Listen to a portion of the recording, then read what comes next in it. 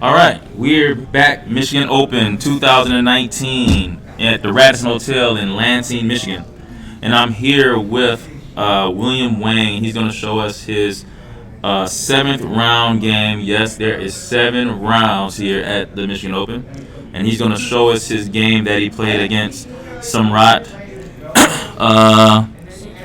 Zagade. SAMRAAT Zagade. Hopefully, I didn't mess your name up. I'm sorry if I did. And here, William, you had the white pieces, and you played d4 first. Then I see knight c6. Is that right? Yeah. c4, g6, knight c3, bishop g7, e4. So definitely you get in the space. What? Wait a minute. No, is that right? No, he played. Is that knight f6 instead of knight c6? I think he played. Yeah, no, he played e6. e6? He went e6. Oh, in what position here? No, he didn't go e6. All right, hold on. Let's start over. All right. So we got d4, knight c6. I think he went knight f6. Knight f6. Okay. So knight f6, c4. Okay, this makes more sense. g6, knight c3, bishop g7, e4, d6. All right, here we go. Knight f3 and castle, and bishop d3 and c5. Whoops, c5. Okay. And here you play d5, knight to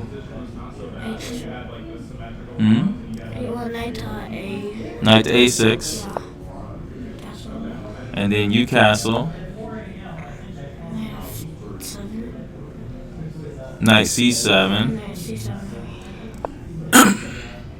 and you played bishop f4.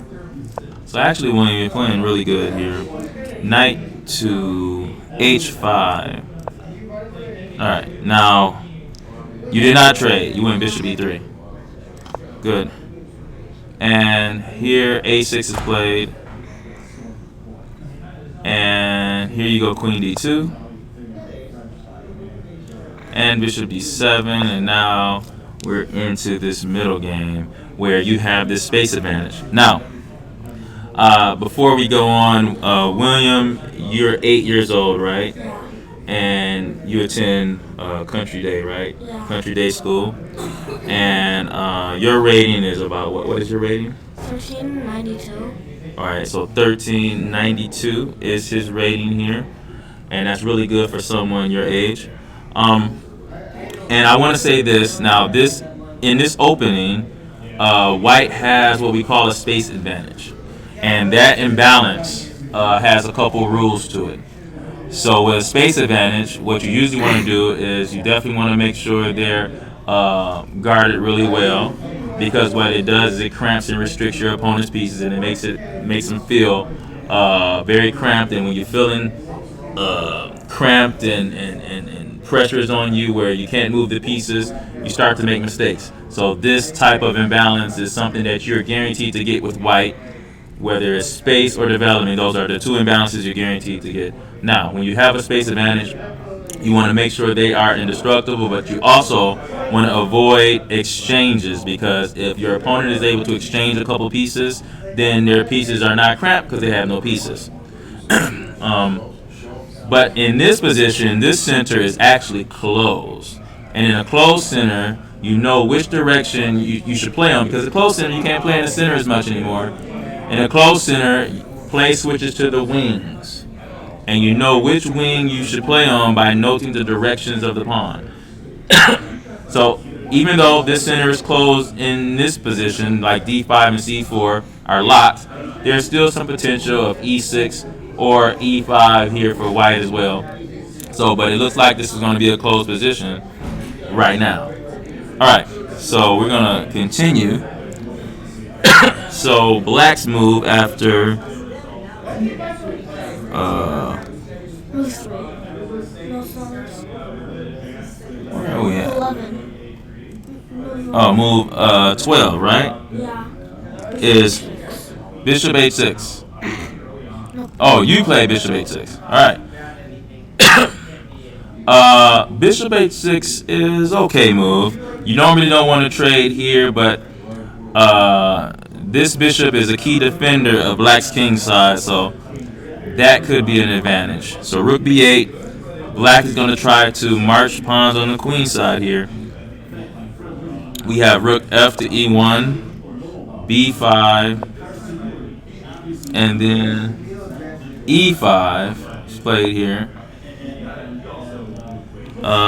Bishop takes, wait a minute, b takes c4, and then bishop takes g7, king takes g7, and bishop takes c4.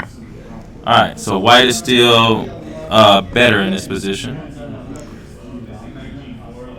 Knight, wait a minute, knight something 4. What is that? Knight. Right here, move 16. Knight H. Yeah, Knight H. Oh, is it? No, But that's for black. Oh, no, he went Bishop G. Oh, he went bishop g4? Yeah, he went Bishop G4. And then he went knight h4. Yeah. Okay, I got it. And then d takes e5, and then you go queen to g5. Excellent. Excellent move here. You're double attacking the unprotected bishop plus the pawn. He goes knight f6, and then, wait a minute. He didn't go there. No. Sorry. He went Bishop E7. What is Bishop it? D7. Bishop d7, and then you go queen takes e5, check. Knight f6, and then b3 is played. Good. So here you are up a pawn. I am. Are you not? No, you're not. I'm sorry. So you're not up a pawn here. You still have a space advantage here, even though it's an isolated pawn.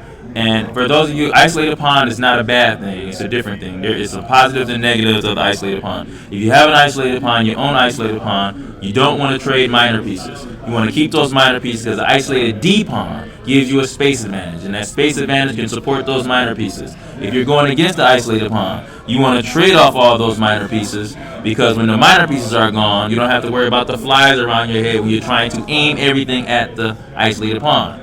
Also, you want to keep the queen on the board. You want to keep the queen on the board when you own the isolated pawn, because you don't want black to be able to defend their isolated pawn, or white to be able to defend their isolated pawn with their king. So having the queen on the board stops the king from participating in defense of the isolated pawn. Alright. Rook e8. Knight to e4. Good. Rook to b6. And then knight takes c5. And now you're up a pawn, I think. Bishop b5. Rook a to d1. Queen d6. Queen takes d6. E takes d6. Okay, so here, there was no reason to trade the queens, right? Remember, you have the space advantage, so you want to keep the pieces on the board. Here, you do have a extra pawn, but with that isolated pawn there, and the queen is off the board, it might not be as important. So keeping the queen on the board is important here. In the center of the board, this is an excellent position, which gives you an advantage. But after this, rook takes e8, and then he goes knight c takes e8, and then you go knight to d3. And is this where he offered you a draw? I offered him a draw. You offered him a draw here? Yeah. Okay. Huh? I can't use the pawn. You can't what? Use the pawn. You can't use the pawn? Yeah. Well, you're for choice. It could be. It probably could be is an equal position. Probably so. Because this pawn looks like I can surround this pawn with my pieces. Yeah, so maybe. But you're for choice. I wouldn't have offered a draw here. I would have let my opponent play for the draw and not offer one. But you've been playing 2 games today. Long games, right? And so I understand in this position that you might not want to grind. First game was not long? You're not pleading your case then, William. if you had rest, you should have played it then. The first game was only 30 minutes, I think. Oh, was it? Okay. The first game wasn't that bad. Okay. Well, this is still a good result. You're 1390, and you had a draw with the 1600, and that gives you 4.5, right? Or you have 4? Do you have 4 points? Yes, I have 4.5. Yeah, 4.5 in the tournament. So 4.5 out of 7 in the reserve section is excellent, actually. So you did a good job in this tournament. So, thank you for showing the game to Michigan Chess Association. You have a bright future. And for William Wang, I am Coach Wilson, and I will see you on our next video. Make sure you go to michess.org to see all the upcoming tournaments. The Scholastic Club Championship is coming in November. That's one you definitely have to check out.